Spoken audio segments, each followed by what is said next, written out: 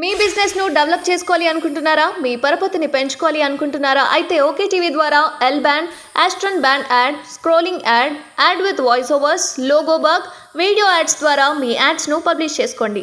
సంప్రదించవలసిన phone number 8520917933.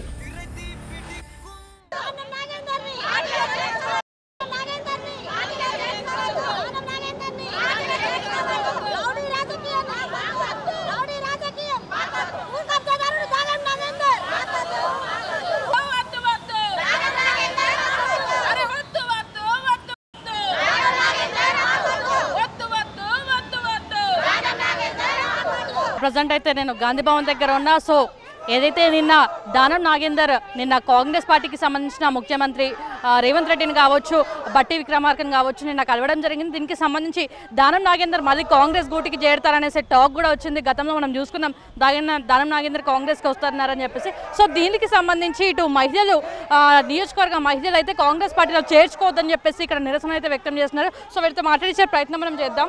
So ఎందుకు కాంగ్రెస్ పార్టీకి రావద్దండి? కాంగ్రెస్ పార్టీలో స్వచ్ఛతగా బతికే వాళ్ళు ఉంటారు, భూ కబ్జాదారులు ఉండరు. ఎక్కడ పడితే అక్కడ భూ కబ్జాలు చేసుకొని పూటకో పార్టీ అంటే ఏ పార్టీ అధికారంలో ఉంటే ఆ పార్టీ కండవా వేసుకునే వాళ్ళని కాంగ్రెస్ పార్టీ తిరస్కరిస్తుంది. కాబట్టి మేమేం కోరుకుంటున్నామంటే దానం నాగేందర్ మాకొద్దు. దేనికి వద్దనంటే తను వచ్చాడనుకోండి, తనకి సంబంధించిన వరకే, తనకైతే ఎవరైతే భూ కబ్జాలు చేసుకుంటూ ఉంటారో వాళ్ళ వరకే ఆయన ఎక్కడ భూ కబ్జా చేస్తాడో అక్కడ వాళ్ళకు సంబంధించిన వాళ్ళు ఉంటారో వాళ్ళకే ఆయన సపోర్ట్ చేస్తాడు. పార్టీ కోసం పనిచేయడు. ఆయన ఏ కండవ వేసుకున్నా పార్టీ కోసం పనిచేయడు. మీ ఎమ్మెల్యే ఉండే, చాలాసార్లు ఎమ్మెల్యే అయ్యిండు, ఒకసారి మంత్రిగా కూడా ఉండే అనేసి అంటున్నారు. ఎట్లా చూస్తున్నారు? పైసలు మంచి గెలిచిండు తప్ప ఏం పని చేయలేడు. ఎవరిని గెలిపించినా మేము ఆయనకి వెయ్యనే ఓటు. ఆయనకి వెయ్యను కూడా వెయ్యం మేము. అసలు ఆయన మా దగ్గరకు వచ్చినా కానీ ఆయనకి వెయ్యం ఓటు. ఓటుకు 2000 ఓటుకు డబ్బులు ఇచ్చి గెలవడం అది గొప్ప విషయం కాదండి. ఏదంటే ఇప్పుడు ఫస్ట్ ఇద్దరు మగవాళ్ళతో సాటిగా ధీటిగా ఆమె ఏ అర్ధరాత్రి అయినా సరే ఆమె వచ్చి ఖైరతాబాద్లో ఏ ఒక్క లేడీ కూడా మనకి బయటికి వచ్చిన పాపానే లేదు. ఇప్పుడు గెలిచి కూడా ఆయన మాకు ఏం చేసింది లేదండి. ఖైరతాబాద్లో ఏదైనా చేసింది అంటే విజయారెడ్డి గారే, పి జనార్దన్ రెడ్డి గారి మన కుటుంబమే వచ్చిందండి బయటికి. ఏ అర్ధరాత్రి అయినా మొన్ననే చూసాం మనం అశోక్ నగర్లో ఒక ఆమెకి అక్కడ అలా జరిగింది. ఆ రోజు ఏరండి ఈ గెలిచిన ఎమ్మెల్యేలు చెప్పుకుంటున్న వీళ్ళందరూ ఏరండి? ఎవరు లేరు. అక్క లేచి 12 గంటల నుంచి అక్కడ 4 వరకు కూడా ఆడపిల్ల కోసం తన వంతు నాకు కూడా ఒక ఆడపిల్ల ఉన్నారు అని నాకు ఆమె జరిగిన అన్యాయం కోసం పోరాడింది అక్క. ఈరోజు ఆమె గెలవకపోవచ్చు, కానీ ప్రతి ఒక్క ఇంటిలో ఆమె కుటుంబం కానివ్వండి, ఆమె ఇంటి వాళ్ళే ప్రతి ఒక్కళ్ళు కూడా వాళ్ళు ఖైరతాబాద్ నియోజకవర్గానికి కృషి చేసిన వాళ్ళే. కృషి చేసిన వాళ్ళని, పని చేసిన వాళ్ళని ఎలా మర్చిపోతారండి ఈ పార్టీ? మర్చిపోకూడదు. గెలిచి ఉండొచ్చు, దానం గెలిచి ఉండొచ్చు, కానీ చేసిన ఇప్పుడు ఆయన వచ్చేది ప్రజల మీద అభిమానంతో. ఆయన ఏదో మాకు పొడి చేయాలని కాదండి. ఆయన ఏవైతే ఇప్పుడు రేవంత్ రెడ్డి గారు ఒక్కొక్కళ్ళని కబ్జాలని ఏవైతే తీస్తున్నారో అవి మాఫీ చేసుకోవడం కోసమే వస్తున్నాడే కానీ మనకేదో ఉద్ధరించడానికి, ఆడవాళ్ళని ఏదో ఉద్ధరించడం కోసం తను మాత్రం మాకు ఉద్ధరించడానికి రావట్లేదు. ఆయన చేసిన స్కాములు, ఆయన చేసుకునే డబ్బులన్నీ ఎక్కడ అయిపోతాయో ఇదైపోతుందో అని చెప్పేసి పార్టీ మీద అభిమానంతో రావట్లేదు. ఆయన ఈ కుటుంబాన్ని ఆయన ఆస్తులను కాపాడుకోవడం కోసం వస్తున్నాడు. ఇదే దానము మాకు ఎలక్షన్స్లో కానివ్వండి, మా భార్య పిల్లలను కానివ్వండి, మా భర్తలను కానివ్వండి, అర్ధరాత్రులు మీ వారు అక్కడ ఉంటారు, మీరు ఇక్కడ ఉంటారు అని బెదిరించాడు. మా కండవ వేసుకోవాలని చెప్పేసి ఉన్నవాళ్ళు మేము మా బస్సులో ఇద్దరమే ఉన్నామండి లేడీసు.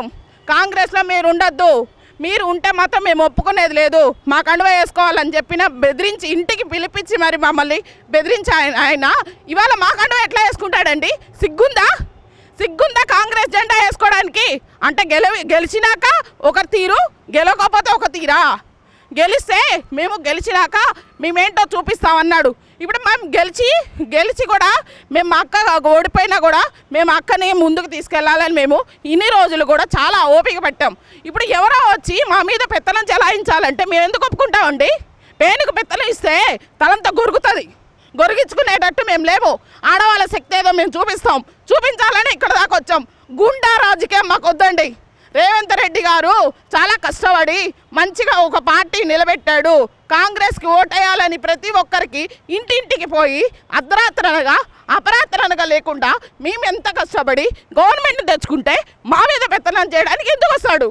రానియం, అదేదో మా అక్కకి ఇవ్వమనండి, మేము చేసుకుంటాం, మేము చూసుకుంటాం, అంతేగాని ఎవడో వచ్చి మా మీద పెత్తనం చేయాల్సిన అవసరం లేదు.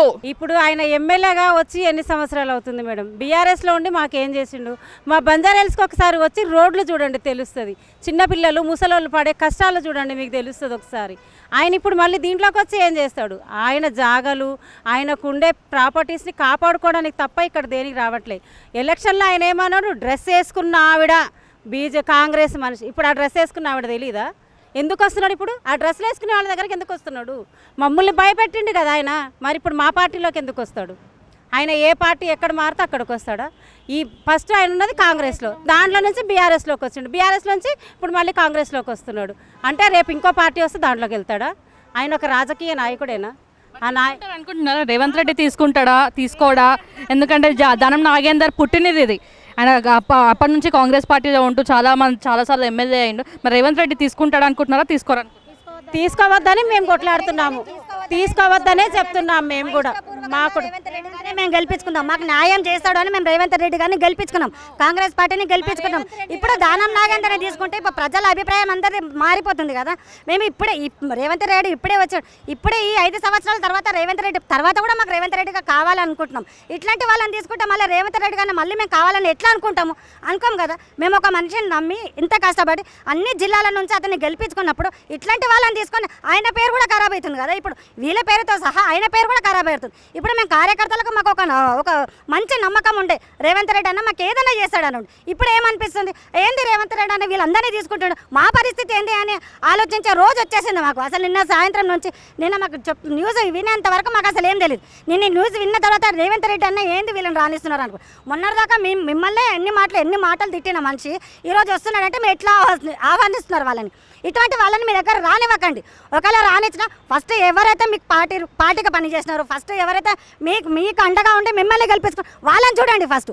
తర్వాత వీళ్ళకి ఏమైనా ఆప్షన్ ఇస్తారా? వీళ్ళు మన పార్టీ కోసం మన కోసం వాళ్ళు వచ్చినారు కాబట్టి సరే వాళ్ళకి ఏం చేస్తారో ఏం ఆప్షన్ ఇస్తారో మాకు తెలియదు.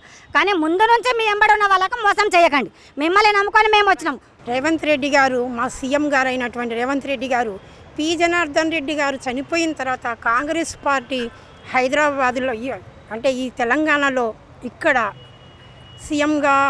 మీరు సీఎంగా అయిన తర్వాత మాకు ఎంత ఆనందంగా ఉందంటే చెప్పలేనంత ఆనందంగా ఉంది.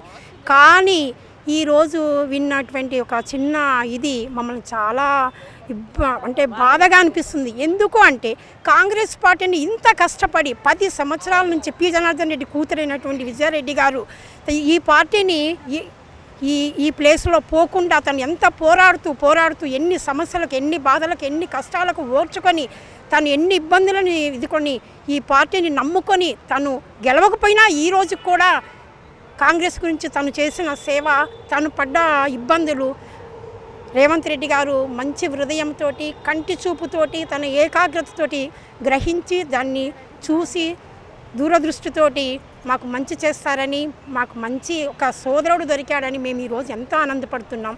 మీరు తీసుకున్నటువంటి నిర్ణయంలో ఏది కరెక్టో ఏది మంచదో మీకే నిర్ణయిస్తున్నాం. కానీ పి జనార్దన్ రెడ్డి కూతురు విజయారెడ్డి గారికి ఈరోజు ఎలాంటి ఒక చిన్న పోస్ట్ కూడా ఇవ్వకుండా కార్పొరేటర్గా చేస్తుంది, చాలా మంచిగా చేస్తుంది. పి జనార్దన్ రెడ్డి బిడ్డ అంటే కనీసం ఆయన రక్తం పుంజుకున్నటువంటి ఆ బిడ్డ ఆడబిడ్డ అయినా కానీ ఎంతమంది ఆడబిడ్డలకు ఎంత సహాయము, తను ఏ అధికారంలో లేకపోయినా కూడా మాకు ఎంతో సాయం చేసింది విజయారెడ్డి గారు. ఆవిడకి తనకి ఏదైనా ఒక పోస్టుని ఈ కాంగ్రెస్ పార్టీలో తనకంటూ ఒక గుర్తింపుని తీసుకురావాలని రేవంత్ రెడ్డి గారిని మేము విన్నవించుకుంటున్నాం. మా సీఎం గారిని మేము కోరుకుంటున్నాం. మాకు ఈ సీఎం మళ్ళీ ఇంకా ఉండాలని, మమ్మల్ని ముందుకు తీసుకెళ్లాలని. 10 ఏండ్ల తర్వాత 10 ఏండ్లు మేము ఎలా అయిపోయామంటే అసలు అలా అయిపోయాం, మాటల్లో చెప్పలేము మేము. కానీ ఈరోజు మీకు చెప్పుకునే అవకాశం మాకు దొరికింది. రేవంత్ రెడ్డి గారు, సీఎం గారు, మీరు మంచి దృష్టితో విజయారెడ్డి గారికి ఒక మంచి పోస్టుని ఇవ్వాలి. ముందు తనను చూడండి, పార్టీ గురించి కష్టపడిన వాళ్ళ గురించి చూడండి, తర్వాత పార్టీలో వచ్చే వాళ్ళని చూడండి.